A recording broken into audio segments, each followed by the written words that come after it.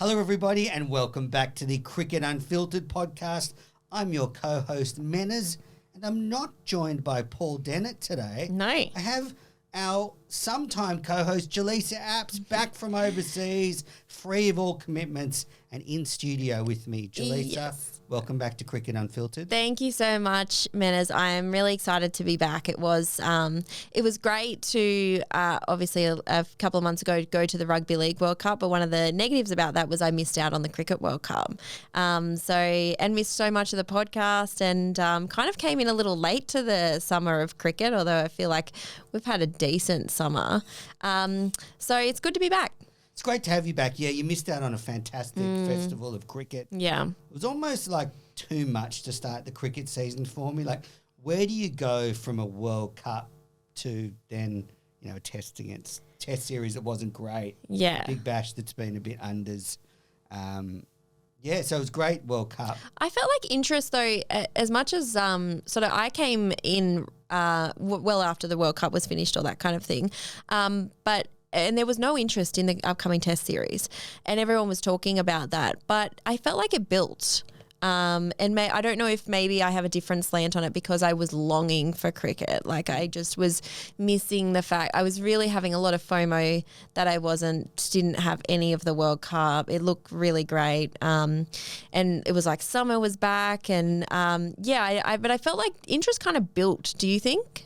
I think there was enough storylines there. I think Warner's 200 really gave a bit of momentum. The Sydney Test just turned out to be 5 days of making fun of Sydney weather. As it has been. From the cricket. Yeah. It could have ended up being an incredible fifth day. Like I was watching the end of the fourth day and I thought if they get South Africa out all here, then I'll go to the fifth day, but I decided not to. No, you didn't miss much. I actually left the fifth day early.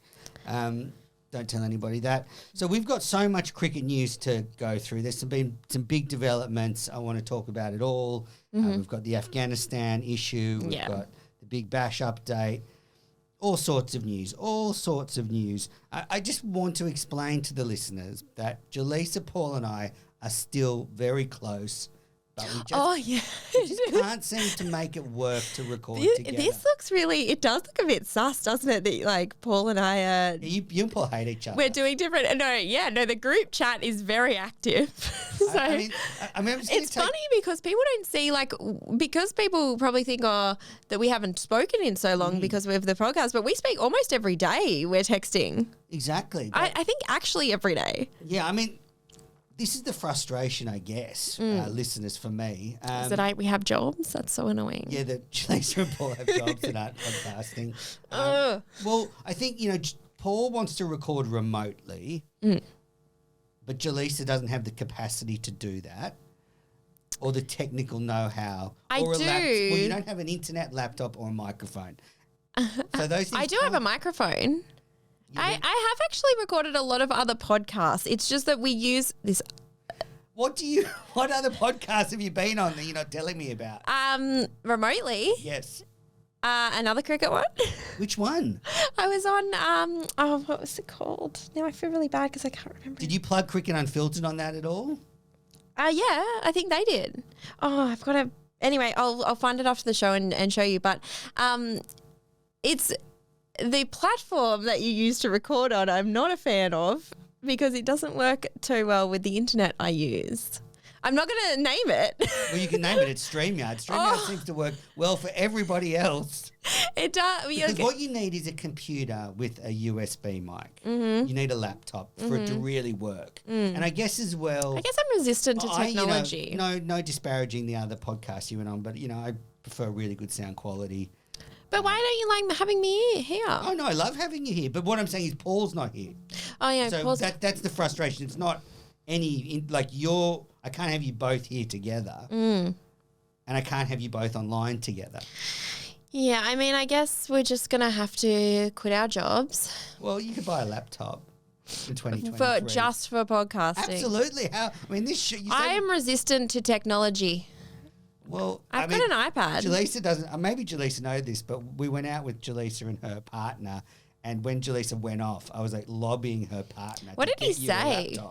What did he say? He's so nice, your partner, that he just sort of nodded and he sort of smiled. But I don't know if he knew I was serious. Like, You didn't scare him enough. laptop. Okay. Anyway. So that's the I don't think this is frustration. interesting to anyone. Well, I think it is. But listeners want to know why we're never together. So I just wanted to explain. Okay. That's And the also, situation. but also the schedule, like because I have had to do a lot of rugby league starting the cricket season and then, all over the Absolutely. shop. Like the schedules haven't lined up. Yeah, the schedule will be better now. I can come in every week now. Great. So we've got a plan, listeners. Hopefully, maybe we can pipe. When Julissa can wear headphones, that's another thing, because to pipe Paul Dennett in, we'd need to wear headphones. But we could potentially sort of pipe Paul in remotely. I'm really curious, like, what other cricket podcast you went on. Not that, like, you're exclusively booked here. I heard you went on a female sports podcast, which was nice. I don't want to get the name of it wrong, so I'll tell you afterwards. Okay. Yeah. As long as it's not who I'm thinking, I'm fine. Oh. And Okay. I don't think it is. I think it's people you like. Anyway. That's good. And then you went on the lovely one on Mamma Mia. By the way, this was a really long time ago that I went on this okay, cricket podcast. I think Actually, I I've been remember on that. two. Yeah. I've been on two. I just remembered another one. Awesome. Anyway, yep. Just if you go on another podcast, I wish the name is escaping me, but anyway, I'll talk to you afterwards. Yep. Yeah, obviously it was memorable. It huge was actually. It impression was on really you. good. They're really lovely, and I might join them full time. You might join them full time. All right. Well, listeners, that's just a bit of behind the curtain of Cricket Unfiltered. We're working on it. We're still happy families, but just technical issues. So we may have found like a reserve online who can jump on online recordings. Great. That's the plan. Huge year of cricket. I mean, you must be excited. We've got an Indian tour, then a World Test Championship, then an Ashes, then a 50 over World Cup. I'm really excited, and part of the reason I'm really excited, just to flex, is I got tickets to Headingley for the Ashes. Oh, how good. And it was not easy because you go on the ballot and then you miss out and you're sad. And I initially wanted to go to Lord's, but then the dates didn't quite line up because I also want to go to Wimbledon. So I'm just doing the summer of APSI in Europe, which I have been wanting to do for just so long, and I just decided enough's enough. I'm going to do it. Life's too short. COVID scared me. Anyway, and so I was able to get premium seats at Headingley, which were expensive. They were, I think, $500 Australian each, which is far more than I would ever want to spend, but it's once in a lifetime sort of thing. Never know when I'm going to be back there again. And also, so Headingley lined up best with the with Wimbledon, but also Paul really swayed me because, see, we do talk. Paul said Headingley would be the one that he's attended them all, and he said Headingley was definitely the best one. So Headingley's great. I went there. I haven't been to Headingley. The actual area is really nice. Leeds, it's beautiful. Yeah, I was at Leeds for the Rugby League World Cup. So you know Leeds is lovely. Yeah. Isn't the rugby league ground right next to the cricket ground? So you must have seen it. Yeah, maybe which you they walked often through. are up there, like Manchester's the same. Yeah. I went to Leeds for the 99 World Cup, and it was a match where, do you remember Herschel Gibbs caught a ball and went to throw it up and dropped it? The 99 World Cup? Yeah. No. Come on, Jelisa. Sorry. You were only 7 at the time. Well, that was the famous Herschel Gibbs drop. Steve Ward scored a century to get Australia through. I remember Steve, semi-finals. scoring a century. So that was brilliant. And that night when we won that game, me and a friend, we partied with the Australian team celebrating. Really? Somehow ended up That's in the super cool. team hotel. Yeah. So you're going to have a great time in Leeds. I've never been to Old Trafford. Also, there's going to be a lot of like the cricket journos over there at the same time too. So it'll be nice to see them in a different country, but also not have to work. Yes. I don't actually have to work, which is great. You probably won't be able to get into the press box either. I imagine probably I wouldn't have a reason to, but it was funny. I was asking some of the journos about when I was screenshotting because I haven't been to Headingley, I was screenshotting the seats and I was like, what do you think of this? What do you think of this? And they were like, we haven't left the press box. I was like, what? Come on. You're going to have the best time. Yeah, I can't wait. It's a huge year of cricket, lots to talk about. I mean, let's start with a downer, and it's the issue around Afghanistan's continued involvement in international cricket. I find it strange that that Australia's decision to abandon the 3-match ODI series has been polarising. I don't know how you cannot see it as being the right decision for Australia to remove itself from playing Afghanistan due to human rights violations. What do you think? Well, you might be actually surprised, but I have actually swung back and forth on this, and I can't figure out. Normally on any political issue, I know where I stand and I know why I stand there, and I am pretty strong about it, and I always like to listen to other people's opinions, but usually I know why I feel some way. I don't with this, and it's really troubled me actually when I'm thinking about it, because ultimately, I think it was the right decision, and I think it was probably the only decision that they could have made. There were a couple of reasons why I feel, a couple of layers to why I feel the way that I do and why I feel so conflicted. And it's a shame Paul isn't here, because I know he feels very strongly for the decision. So first of all, people saying politics and sport don't mix, infuriating, just not an argument. I will never consider that as an argument. I think, where do you draw the line in terms of pulling out of, because we play countries that their human rights, if you look into a few things, are a little dicey, it's not the only country, Absolutely. And where do you draw the line? Well, I think it is hard, and you look at countries that we compete with in all sports that have laws discriminating against homosexuals. So I think it is murky, but I actually don't think on Afghanistan it is, because it's such a gross violation of human rights. It's just you can't view it in any other. But then you're kind of categorizing what, like, people like, well, that's a violation of human rights, but this one's worse, so now we'll take the, you know what I mean? Like, that's what I feel uncomfortable about. The other thing is that I feel like maybe there was an opportunity there, not because I think pulling out of the series is really extreme.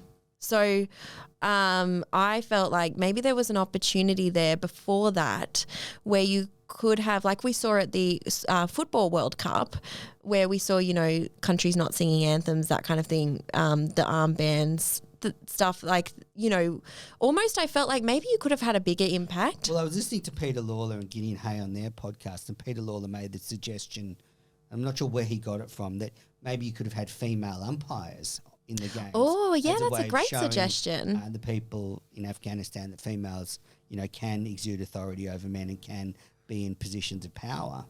Yeah, that's a really cool suggestion. So I see that. I mean, I see that point, but I think a couple of things. Firstly, Australia actually shouldn't have to decide on this. This should be an International Cricket Council decision. And Afghanistan's been awarded full member status on the proviso that they'll support women's cricket. True. And they get millions and millions of dollars in funding from the ICC to develop cricket in their country. Now, do we know that money's not just going straight into the Taliban's pockets? We don't know anymore. So actually, it shouldn't be in Australia's hands. Afghanistan should be barred from international cricket. And it's very sad. I agree with the sentiment. It's terrible for their people. It's terrible for their cricketers.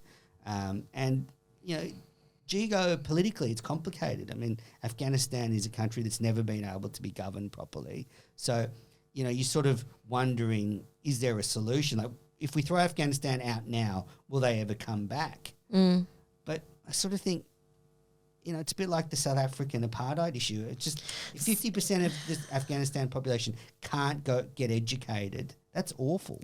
See, I also find that argument quite interesting when people bring up South Africa and rugby. Do we think that this would have the impact that that rugby had? I don't think so. Like, I think probably rugby, and look, I wasn't alive at the time that happened, so I'm going on what I read. So I can't understand that from having lived and watched it happen.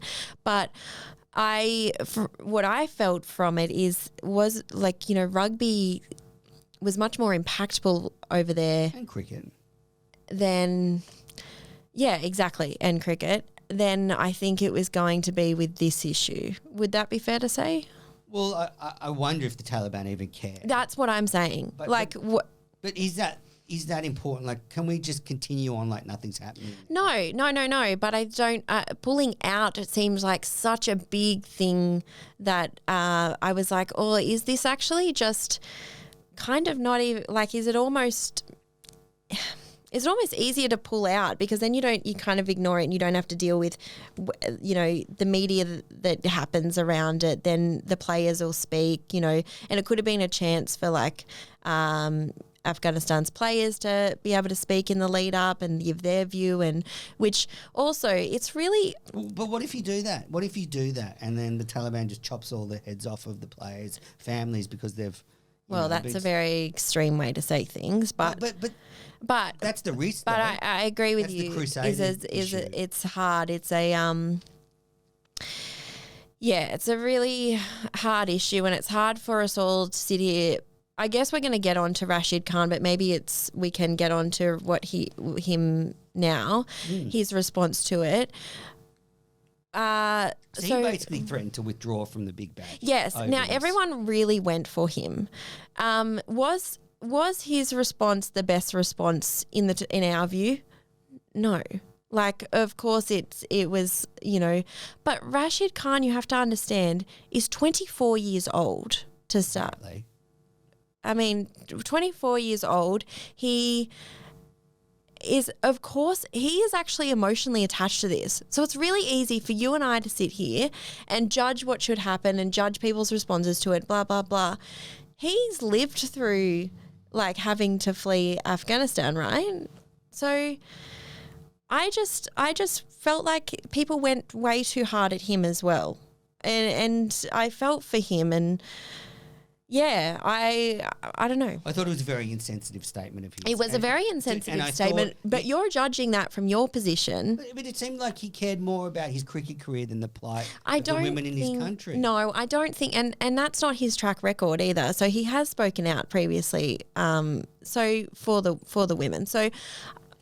I can see how it was perceived that way by people when you read the statement, and certainly by myself too. I read the statement and I went, oh, that's a bit of a disappointing statement. But this is someone who is actually emotionally attached to this and actually has to live through the effects of this and has family and things like that, you know, of course their emotional response is going to be so different to you and I, and this is his dream that has been taken away as well. I mean, the only sympathy I have is that maybe he did that just to show the government, well, what you might call the government in Afghanistan, that he's supporting the Afghanistan cricket, and maybe, but Afghanistan, just to say, oh, I'm not going to play in the Big Bash because of this. I just thought that was like, okay, so you're not coming. It reeked of like, I don't know, immaturity, or it was just, I think, poorly advised. Of course. I think everyone can agree with that. I think the reaction then to him personally, I thought was a little extreme. But I think more the Afghanistan's cricket board, their response, their statement was more disappointing for me. Yeah. But I'm happy we're not playing them anymore. Like I think ultimately it was probably the right decision. Yeah. How can Cricket Australia, say to the cricket community in Australia how important women's cricket is and women's rights, and yet, oh no, but we're still going to play against Afghanistan and pretend that everything's okay, and then just backtracking, then I think like the protest angle, as I said, I think that's a big risk to turn a cricket series into a protest against the treatment of women. So that's not Australia's job. Like the Australian cricket team shouldn't be put in that position. As probably well equipped as anyone, as Pat Cummins is. I don't think that was the right either, and it's tremendously sad. But I'm just sad that Afghanistan is a country in the world where women can't go to secondary school. Like that is awful and really sad. short of going in and invading again, nothing's going to change that. So I don't think we could just go on and continue playing them in cricket. Like, okay, hopefully they'll turn this around. And I think we just have to let them. If it turns them into this sort of isolated pariah of the world community and world sport, then it has to be that is the result. Yeah. It's a really sad situation all around, I think, is what we can agree on. Yeah. And I think we had Paul mentioned it on TikTok, but we had Craig Foster on the podcast a couple of months ago to talk about the issue leading into the World Cup, and he even made the point that even Saudi Arabia has questionable human rights records as well, is trying to set up a women's football team. They're at least making steps. Probably not enough, but, it's something. Afghanistan's going backwards. So it's very sad. It is.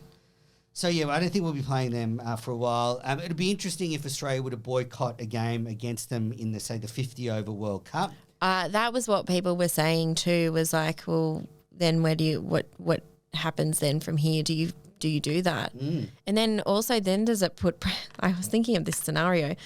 If one country did that, then really all countries have to do that, and then they win. So it's really like – everyone boycotts Afghanistan and they make the final. But that's what I was saying. That's what I'm saying. Like, that's why the ICC need to chuck them out of world cricket. Just goodbye, and that's it.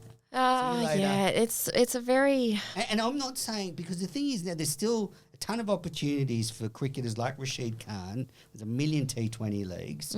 They'll go where the cash is. So I'm still happy for them all to be playing cricket. It's like the South Africans. Does it help just throwing them out though? Is that actually an easier solution? Well, I mean, I don't want to get into that. I don't follow like the geopolitical stuff very well, and the American government pulled out and they left a power vacuum. So I don't know the solution, but certainly just continuing on that like nothing's happened is not the right way to go. No, and you can't keep giving them funding. You can't make the Taliban think that, oh look, if we just stick this out, eventually maybe they'll accept us, because look, they're playing us in cricket. Yeah. Anyway, all right, we'll move on from a vexing political issue and get on to some cricket. So, as an employee of Paramount Plus and 10, you want to talk about the TV deal? Why would you do that? Just to hear you say no. I know. I'm of course disappointed that we missed out of it. Yeah, absolutely. I just wanted to throw that curveball Thank you. at you. Thank you very much for that. I can't wait to keep coming in here. I'm very disappointed you won't be doing sideline, though, for like the test match. I don't know that I would ever have been doing that. You would have been so good at it. Oh, thanks, man. Hey, Pat, how did you bowl today? Oh, Smudge, what a great time. Wow, you've listened to a lot of my interviews. You could have been the Howie, like, on the pitch before the game. But I actually did want to talk about a huge deal. It's taken the women's IPL hasn't even started yet, and it's taken over the WBBL. They signed a $120 million US deal for I think 4 or 5 seasons of the women's IPL. Instantly, it's dwarfed the WBBL. It's always going to happen. Yeah. So how crazy? Like, I mean, I have such mixed feelings on this as well, because I'm like, wow, this is so cool. Like, this is great for women's cricket. But then I'm like, oh no, the WBBL, I'm scared, So it's like, oh no, I am scared. Like, is this going to start? Like, we look at all these leagues around in the men's cricket that we're like now seeing impact the BBL. I'm like, oh, what if that happens to the WBBL? I think it will too, which I have such mixed feelings about. Because you'll have the women's IPL, and they're talking crazy money, like $300K for a few weeks' work, which for a women's cricketer is a huge increase. Then you've got the women's 100 in the English summer. Which for anyone is a lot of money. Which then leads almost straight into the WBBL because it starts early. So we've already seen this summer a couple of internationals decide not to come because of a packed women's cricket schedule, and I think the women's IPL will add to that. So I'm not I'm not worried yet because I don't think the women's cricket market is as competitive as the men's is at the moment. But I fear for what it will look like in 5 years. And I think we got caught napping with the WBBL, and I think we've got to be really careful not to be caught napping with the WBBL and make sure we keep developing it and somehow attracting international players, because before we know it, we'll be in a situation that the BBL's in. There's too many competitors, paying more money, and they don't want to come here. Yeah, and I know that we've given Cricket Australia a lot of stick over the years over various things, but wow, have they actually done such a good job on women's cricket, not only for Australia but the world. Like really, Cricket Australia have led the way into women's cricket to make everyone else stand up and be like, well, we don't want to be beaten by Australia. We don't want, oh, hang on, this league's going really well. We need to make. So I think Cricket Australia honestly can be really proud of what they've done. Yeah, most certainly. And I wonder why the TV deal that they didn't reflect the growth of the WBBL. So the TV deal on inflation, actually Cricket Australia didn't get much more money. It pretty much stays the same. Why then, if the WBBL has grown so much, wasn't there a growth in their TV rights, I wonder? It's an interesting question. I without being involved in those deals, I guess we won't know. Any backroom stuff from Paramount you just want to fill us in on the TV cricket deal? Do you think I'm in those meetings? I'm just curious. Do you think they call me up? And do you, like, I just read the word. Ron reads everything on me. Up to Lisa, look, I'd just like to let you know, I don't think we're going to get the cricket. It's like Anchorman. Ron will read what is ever on the auto cue. That's what I do. Like, and it seemed to be reported that Paramount... I don't have the answers. Paramount just shut down over Christmas. Is that right? Like, no. Yeah, because it seems to be on holiday. What do you mean shut down? Like they're all on holiday. They won't negotiate anymore. I highly doubt. I know that all my bosses were contactable. So in America, you don't get any holidays. So this is like the first Christmas I've had off in a really long time. Where because I didn't get Channel 9 and then I didn't. So I actually maybe I was the key. I was the person that was away. Like, Jelisa's off. We're going to hold off negotiations. Do you have any American like big wigs executives that sort of swagger around the office? G'day, Jelisa. No, because they're in America. Okay. I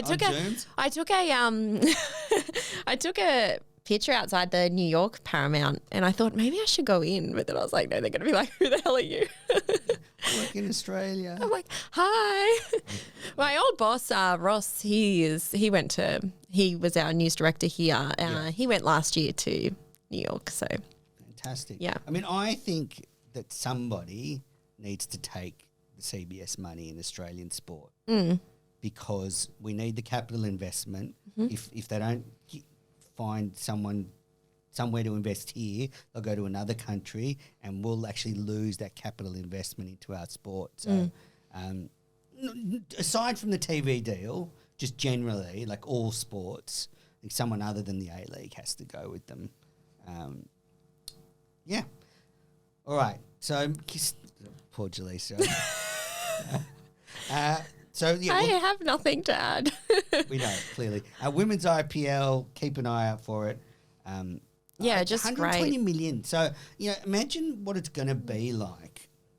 Will it be better than the WBBL straight away? I wonder. Like, will they attract, because of the bigger budget? What do you mean by better though? Like better standard. So better standard. All the stars playing against each other. Like we are the star. Like maybe I'm just living in a bubble, but I think like Australia, that is the stars. Well, that's right. So you look at our best 15, 20 players, you would think they'll all be over there. But then you add in the best English players, the best Indian players, the best Kiwi, South Africa, you name it, all in that league. Will it turn into the men's IPL and become the premier domestic franchise T20 comp? I guess, but not right away. I don't think. Maybe in years to come, because I think still there's a lot of countries that have to come up to Australia's standard. Like we are so far ahead. So I think that's going to take like still a few years off that. So but I do wonder if all the Australia players like that play in the WBBL will actually want that much cricket. No, they'll want the money. It's a lot of money. It's a lot more money they're getting paid in the WBBL. The big names though. Yeah, I mean, from what I understand, like the big name, like the biggest. I don't think the big names hit $100,000 in the WBBL season. Whereas I think they're talking multiples of that in the women's. Yeah, IPL. well, if that is the case, so I haven't actually looked into that money, but if that is the case, then yes. Because I think a lot of WBBL players get paid like 20, 30 grand for a season, which is fantastic when you consider it's sort of a couple of months' work. I know a lot of people sitting at home who would jump at that opportunity. But so, yeah, that's my fear. Let's get on to the men's Big Bash. Okay. Because you, me, and Paul we've spent so many episodes talking about the Big Bash. Years of analysis. Fear, I would think. What? Like a lot of times fear for it. And all the talk is that it's bounced back this year. I agree to a certain extent it has. It's been much better. It's been so much better than I expected. Yeah, but I would just like to make 2 points. If people say the average crowds are up, they're up. I think they're around 15 grand a season. But, if you go back pre-COVID, it's still way below what the average was when the league was really pumping. So, except it's a totally different environment. Yep. The world changed with COVID. But let's not pretend that it's anywhere near that it was, crowd-wise. So that's the first thing. And just, I think it's better, the standard. But I feel like last year was so bad with all the COVID-affected teams that it's just more I don't think it's been amazing. It's just been what it should be. Yeah, I agree with you. But I was worried, very worried for it, and it certainly exceeded my expectations. When everyone talks about the golden years of when it was at Channel 10, and I mean the last year of 10, the ratings dropped off as well. But when it was at Channel 10, and it was getting huge crowd numbers, huge viewing figures, we've got to stop comparing everything to that because all sports have suffered. It's not just cricket. All sports have suffered, and TV ratings in general have suffered, and it's because sports have got to stop looking at each other as competition. Actually, their competition is Netflix, TikTok, every other little bit of entertainment that people now consume. That's cricket's competition. Yeah, and I'm one of those people. I've been watching great shows on some of those streaming services you mentioned, and then Paramount Plus. Yes, absolutely. I have Paramount Plus, and then Yellow Jackets, awesome. Nathan For You, awesome on Paramount Plus. I watched the roast of Bruce Willis on Paramount Plus. Oh, I didn't know there was roasts on there. I think roasts are my thing. I love watching a roast. I think roasts are great. Yeah. Although some of them back in the day you watch and you're like, oh, this is uncomfortable. I like that. But yeah, you're right. And I've been sort of picking and choosing what bits of the BBL I watch. You were so negative at the start. Like, I don't believe some of the messages. I'm going to straight up just call you out. I don't believe some of the times that you text Paul and I and were like, when we were talking about a game and you were like, I don't know, I'm watching this movie. I was like, bull. Bull. You weren't. No, you weren't. Absolutely was. You were watching the Big Bash and you were just, no, I don't believe you. Anyway, yeah, no. Anyway, so straight up, just don't believe that. But I think it has got it's definitely had a revival this season for sure. Just seeing the crowds. I'm going to the Thunder and Sixers this Saturday. I'm really excited for that. I'm going too. Are you? Yeah. Nice. Are you sitting in the press box? Yeah, of course. Oh no! See, I like to be amongst it. Well, I can come and find you and your Supercoach friends. Don't worry. Yeah. Like these boring people there with their calculators out during the game. So yeah, Jalisa's going with some Supercoach mates. It'll just be like, oh, how many points is he worth? I'm actually not sitting with them because we bought our tickets separately, but we're meeting up beforehand. Good plan. But yeah, I think it's exceeded my expectations. Sorry, go on. I captained Steve Smith. I'm pretty sure. Yeah. How good is that? Anyway, I've got to check that though. So it's got a lot better. I agree. Bounce back.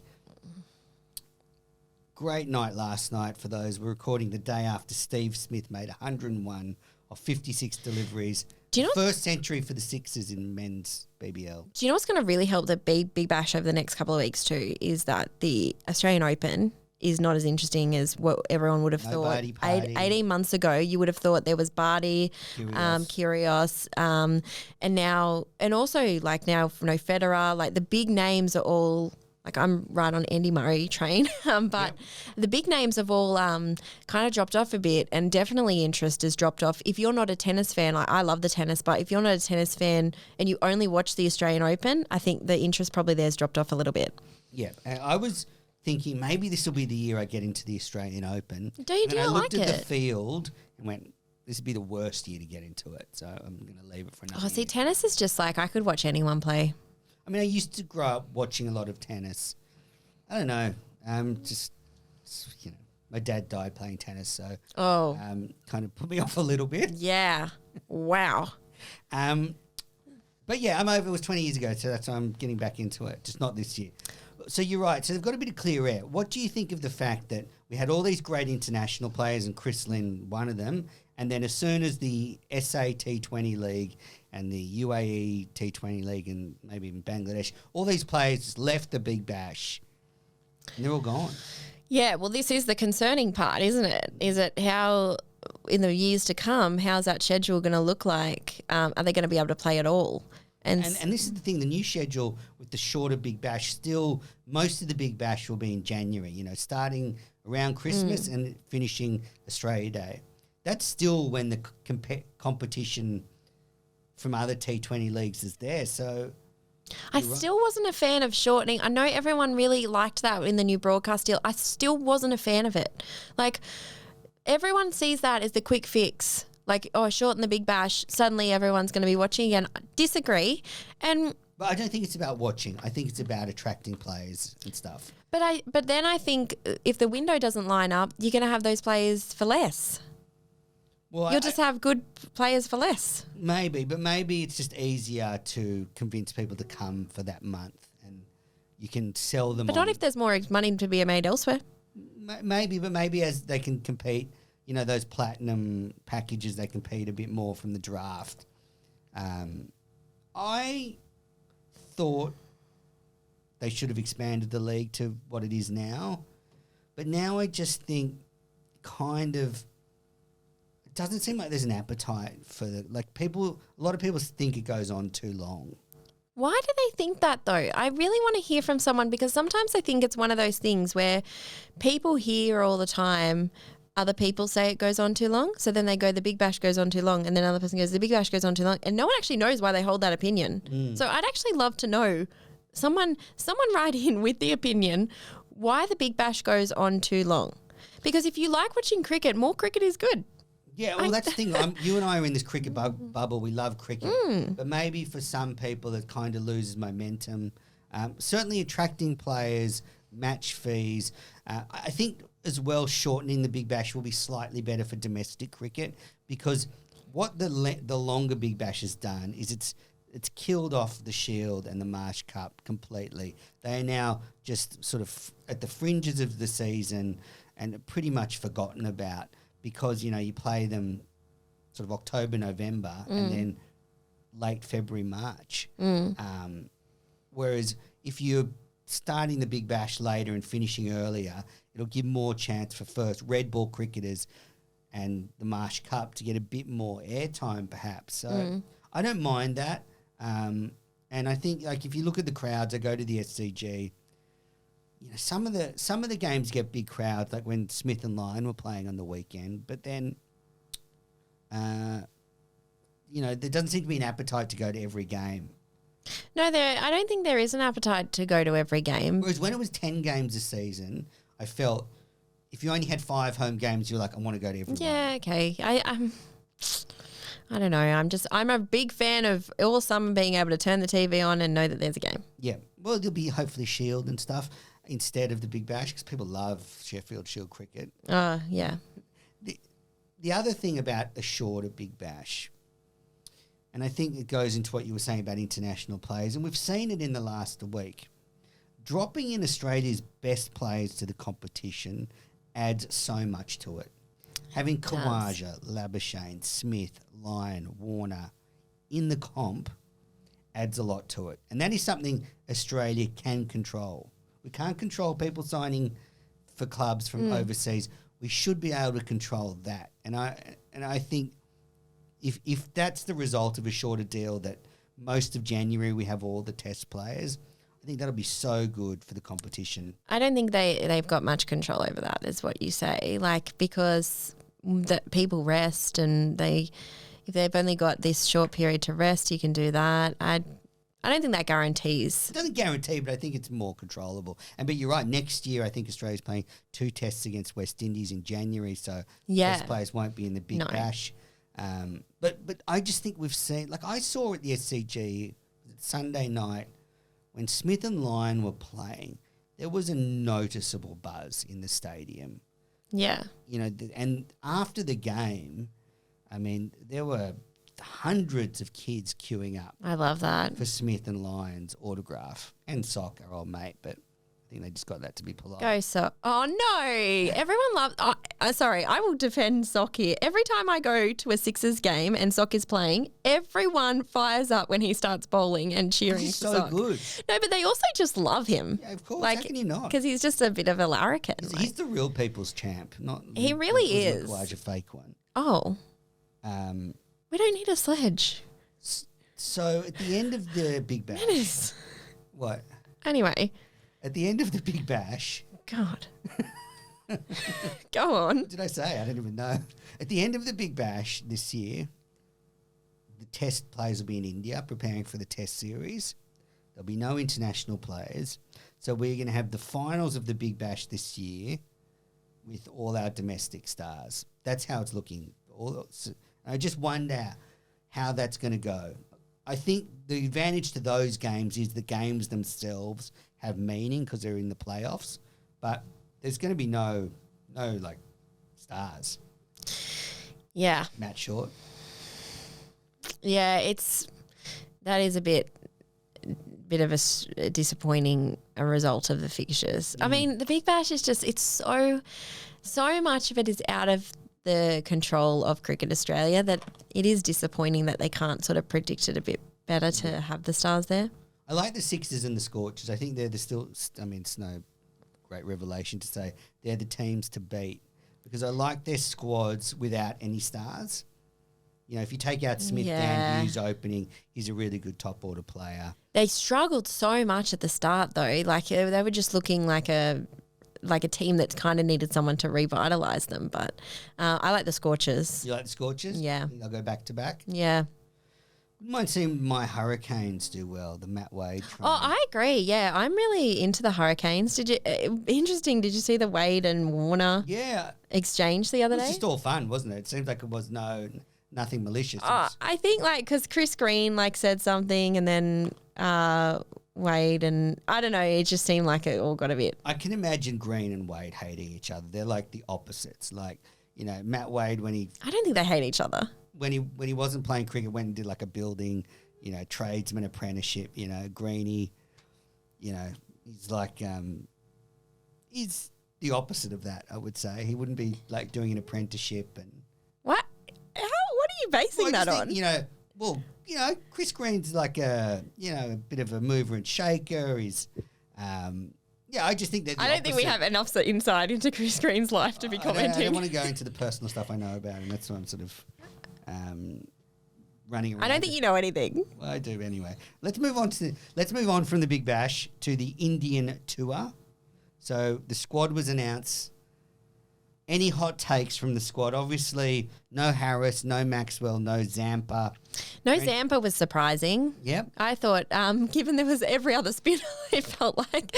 I guess we don't have that much to say on the squad because we don't really know. Like, it's not everyone's there. It's just such 18 people. It's just for the 11, isn't it? Yeah, it's just such a big team, a big squad that I think we won't really be able to have any intelligent takes until we see the first team.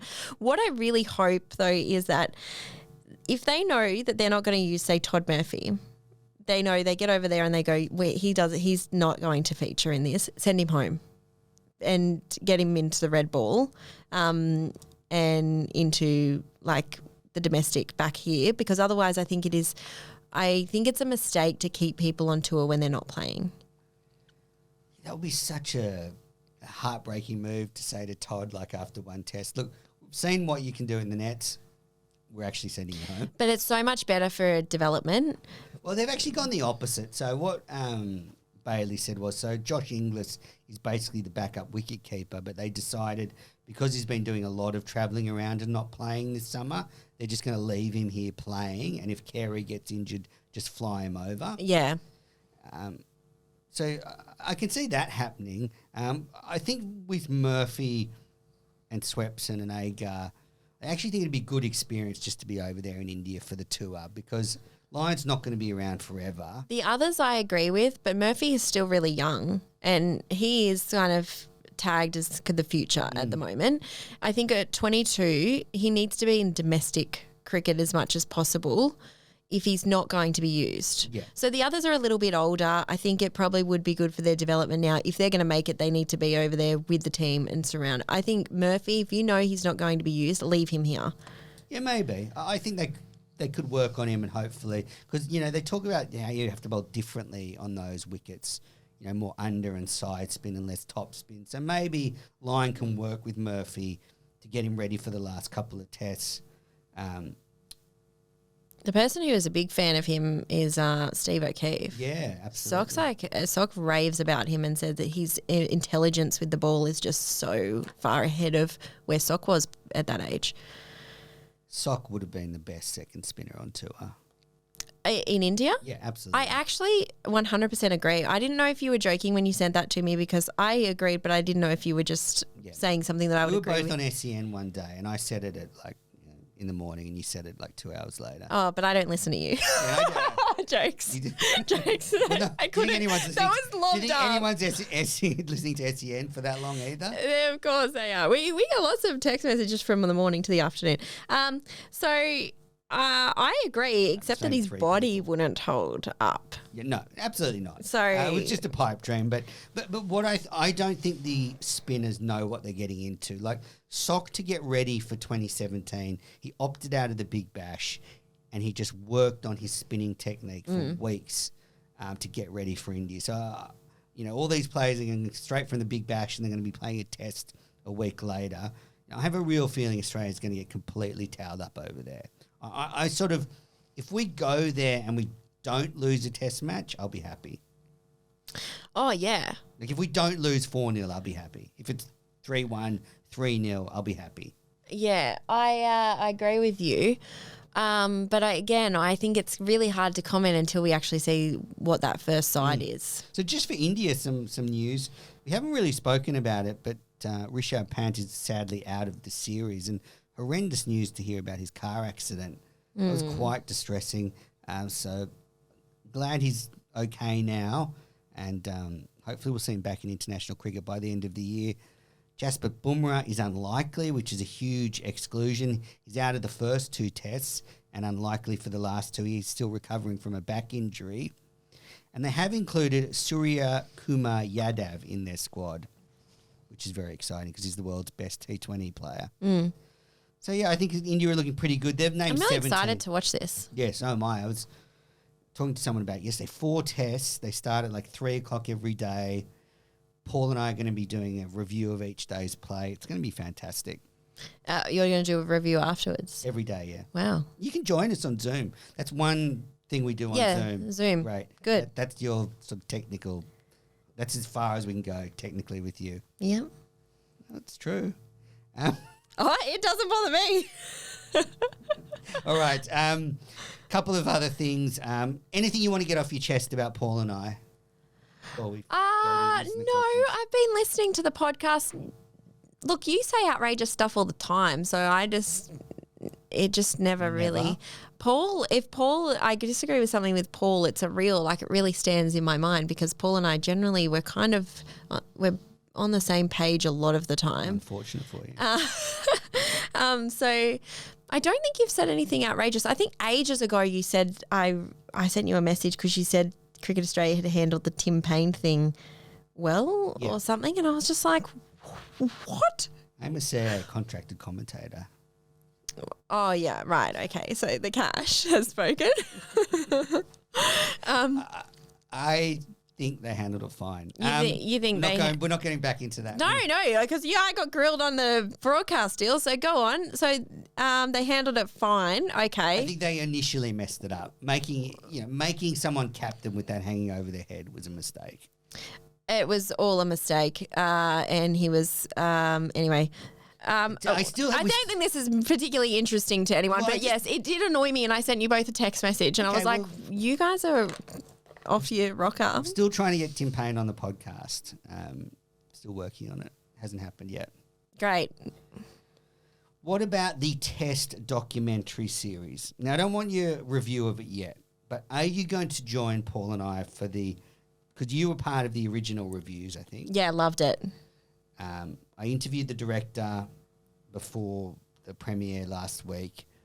Director or producer? Director, Adrian Brown. You don't need to correct me. It's okay. No, because you said producer in all our texts, and someone working in broadcast, you need to use people's correct title. Right. You might be both. Co-director, actually. So we're going to do a review of each episode again during the IPL. Can't wait. So I'm hoping you can join. I would love to do that. And then at the end of it, we'll give our ratings, and the producer and the editor are going to join us at the end we'll do like a final wrap up with them. Okay. Yeah. They know that you didn't love the first one, so right? Awkward when. Bull! You would have walked in there and would have said it straight. You would have loved saying it. He said he listened to them, and I said, "Oh, so you heard my mark 6 out of 10." He obviously didn't get to that bit. And then apparently he walked back to the editor straight afterwards and said, "Can you believe Menners gave me 6 out of 10? Or gave us 6 out of 10 for season 1? What? How do you know he said that? The editor told me. Oh. Okay. Well, I thought it was fantastic. The Edge, on the other hand, God, I hated that one. Remember when we reviewed that too? Yes. The Edge was so good. I am so still furious at the time. I would never get back at watching that. That was the worst. Anyway. So everyone needs to watch the Test season 2. I'm going to go back and watch season 1 leading. When are we going to watch them? Well, we'll do the reviews at the end of the Indian tour when the IPL's on sort of. I think that's end of March, April. The IPL's like 3 months this year, so we'll have those episodes to do. Okay. So, yeah, hopefully we'll get you on. And last thing, before we get into listen to questions to end this show, I just wanted to touch on the return to the Australian side of Meg Lanning. Quite a beautiful story. She said she took a break from cricket. I think she went to San Francisco and worked in a cafe and got a taste of normal life. And I think it's fantastic that she did it and she's been open about it, because it just shows to everybody out there, no matter what you're doing, you can always make a change like that. And yeah. It's a great message. Yeah, I agree. And haven't we all just sometimes had this moment where you're like, I just want to do something totally different.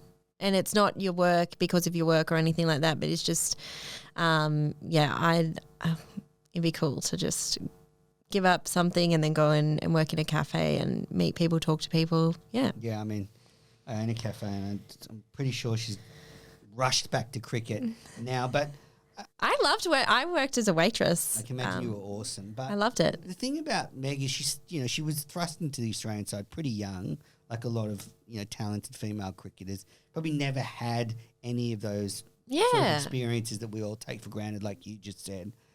So to get that, and I wonder if it's actually going to lead to, and it doesn't matter if it doesn't, but I actually think it could lead to a pretty significant form swing.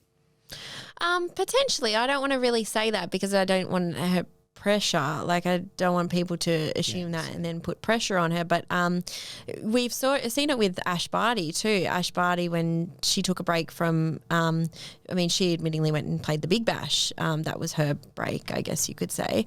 And then when she went back to tennis, she was in the form of her life. So it's not uncommon for athletes to take a bit of a break. Naomi Osaka's taking a break at the moment, obviously because she's also pregnant. So and then she said she's going to come back to tennis, and she's already feeling like she really wants to come back. So I just think it's a bit of a mental refresher. You're doing something every day, even if it's a job you love, sometimes you'll take it for granted. Absolutely. I love my job. I take it for granted all the time, and I sit there and remind myself to stop. Yep. Well, Meg's back. The Australian team's back. Our friend Phoebe Litchfield, friend of the show, made her debut for Australian one-day cricket, made 70 not out, so love seeing her do well. So keep an eye on that. All right, let's wrap this up. We've got some great listener questions. Boy, did they respond to you. So, Pritam, is there a tinge of mental block amongst Australians about winning in India? No, we're just shit against spin. What do you think? Yeah, I think there's probably not even just winning in India, but maybe even just playing India. Just because they're so good and they've really rattled us the last few years that, yeah, I think that would be probably fair to say. I mean, it's hard to say if you're not an Australian cricketer. They might say, no, I'm mentally really strong and I block all that out. But I think even as fans, there's always a little bit of I'm so excited to watch this, but also a little bit dreading it. Yeah, and it is so, I mean, the conditions are so foreign to what Australia faces. I dread it more now when they come back to Australia. Like, after losing the last two series to them. Yeah, where we should win. That's more I think that's more pressure. Well, that's certainly more depressing when we lose them. Yeah. So I would say a little bit Pritam. Yeah. I mean, it gets talked about all the time how rarely we win over there. All right, now this is from the Champions Cup Stan account. Should the T20 Champions League be brought back? The concept was introduced too soon about 15 years ago when T20 and franchise leagues were in their infancy. So explain that to me. So that was when, I think the Sydney Sixers won it one year, and I think Smith was the captain. All the best franchises went and competed in like a Champions League football thing. Yes. And look, here's the problem as opposed to football.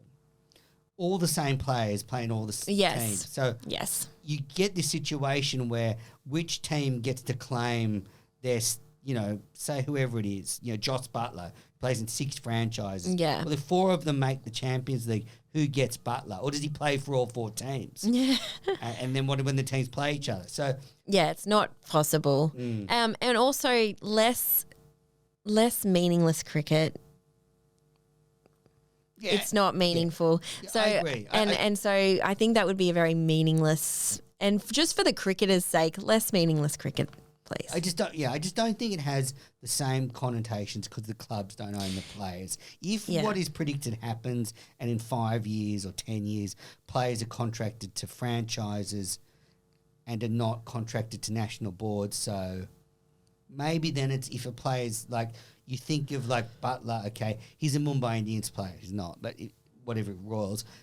You think of him that now there's no association. So yeah, I just don't think it would work under what it is currently. Good question.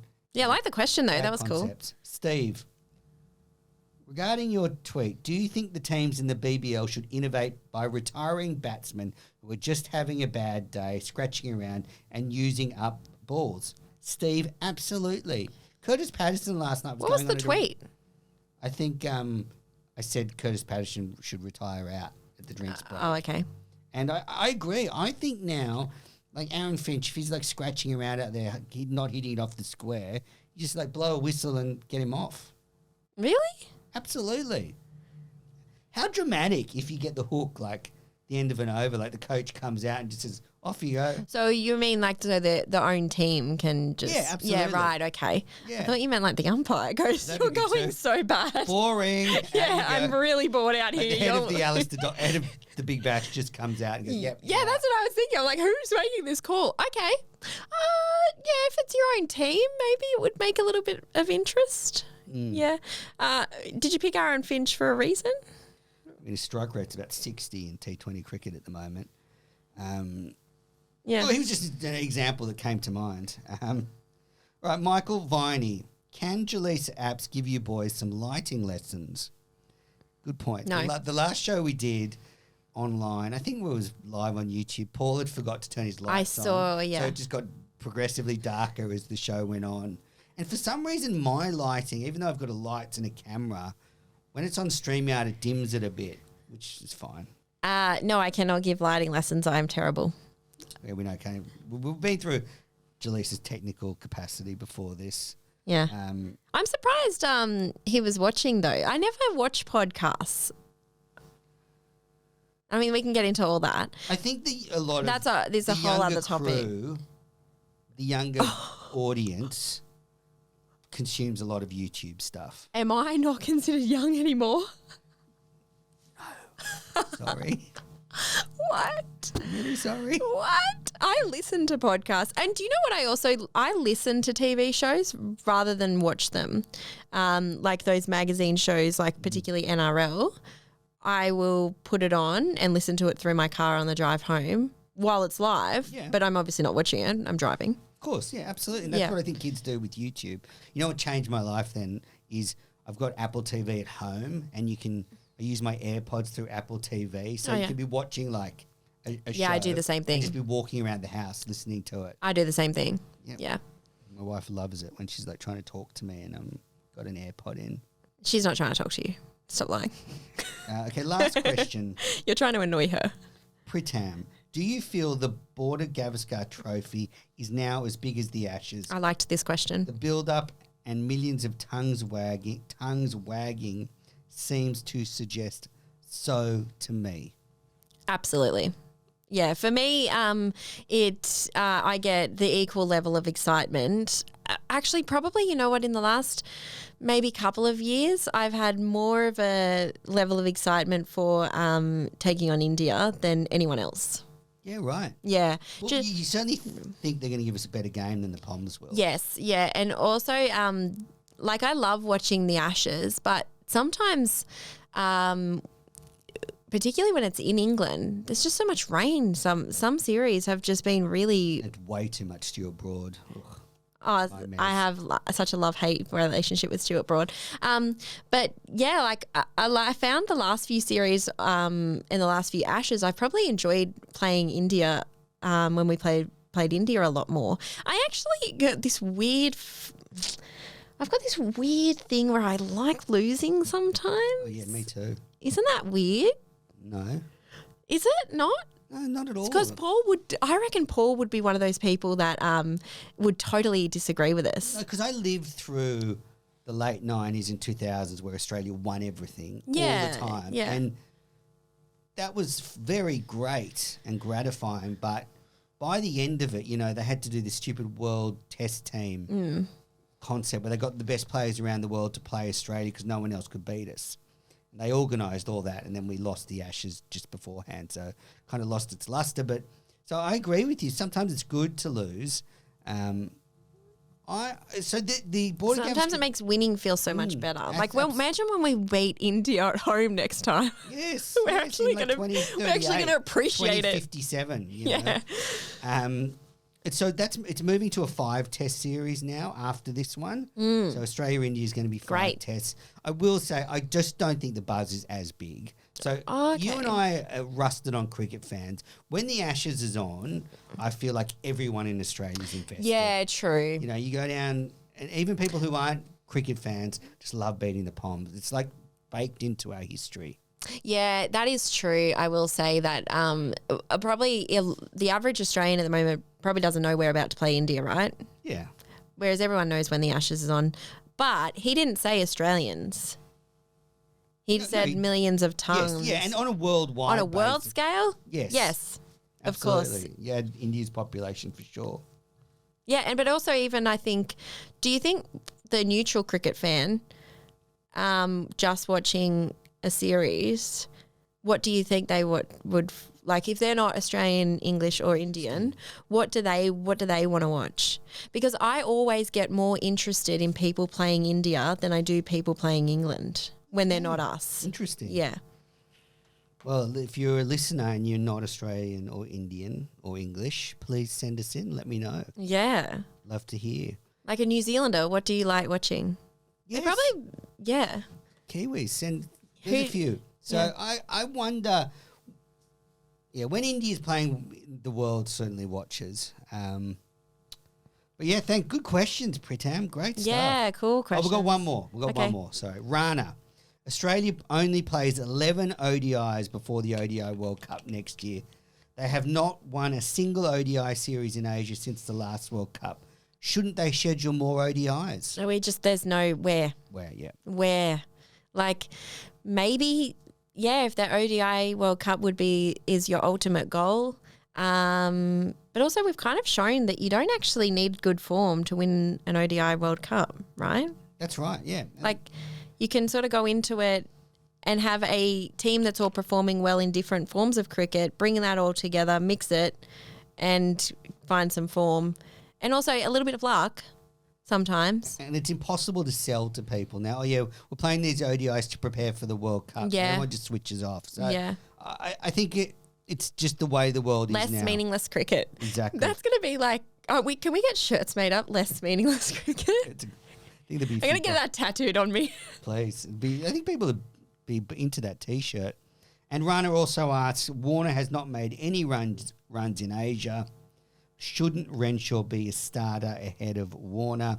Warner has not succeeded in a single overseas test series since 2018. I mean, yeah, when you put it like that, it's not a bad point.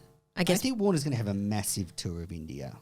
Do you? I really feel confident I think he's got one good tour. I'm not so confident about the Ashes, but I think he'll do well in India.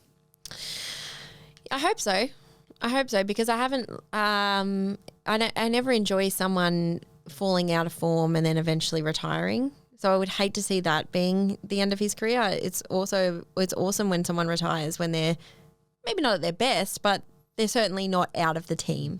Do you think if Warner had 4 really bad tests in India, they would consider dropping him for the Ashes? Or do you think now with that double 100, all that stuff, they'll just go, look, you're here till the end of the Ashes, come what may? I think it would have to depend on how everyone else went. So if he was the obvious one having really horrendous form, then yeah, I think they would do anything to win an Ashes series. And they should. But if everyone's kind of, the conditions aren't right and everyone's struggling, then no, I don't think so. Yeah, I think if we start losing, you're right. If we start losing matches, he's not performing, they could draw a line through. But I think if he's I think if he's not performing, but he's not performing obviously bad in comparison to everyone else. Did that make any sense? Yeah, if they're all performing badly, he could just sort of scoot under the... Yeah, because who do you drop? Yeah. Interesting. Well, I hope he does well.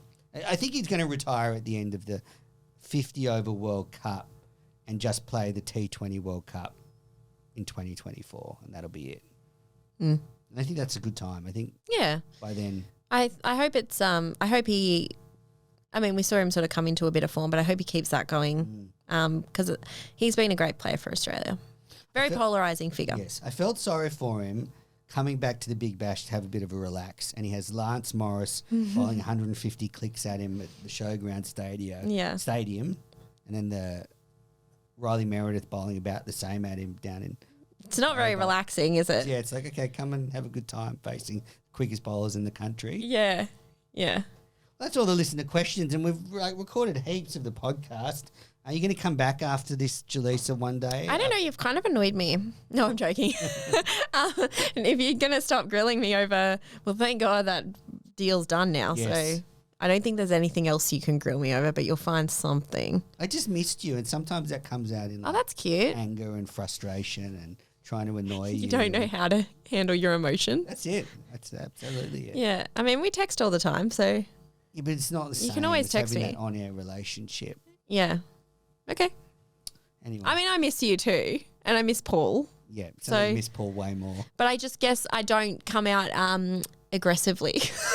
I don't think I've been aggressive. I guess I can handle my emotions. Yeah, well, that wouldn't be hard. A little more leveled. Do you know what I have been enjoying? Paul's TikToks. Oh, yeah. He's been going great guns at them. Yeah. He just pops up randomly. And we're killing it on TikTok. So, yes, look, that's it for Cricket Unfiltered. Go and follow us on TikTok or at Cricket Unfiltered on TikTok. We're on Instagram and Twitter at OzCricketPod. We're on YouTube. If you haven't subscribed, do it. We're going to put a video up of this show if you want to watch the video version. Or listen in your iPods. Either one. Any parting words, Jelisa? No, No, it's been good. Beautiful day in Sydney. Cricket's on. Like, what more can we want? Well, I'll see you at the Sydney Smash on Saturday. And if any listeners see Jelisa, go and say hello to her. I had some great listeners come up to me during the Sydney Test, hopefully. Yeah. You must get stopped all the time from Channel 10. I am unrecognisable when I am not at work. Really? I am dishevelled. Okay. And trackies and like. I am a mess of a person. Yeah, so if you see like this homeless looking person at the SCG on Saturday night, it'll be Julissa. Actually, I had to go and get my phone plan changed yesterday, and the guy didn't recognise me, but he recognised my name because it is a... And he was like, oh, do you work for Channel 10? I'm like, yeah, sorry, I look really bad today. I just went in there like a mess. You know how I feel every day. All right, everyone. Well, thanks for listening, and we'll be back soon.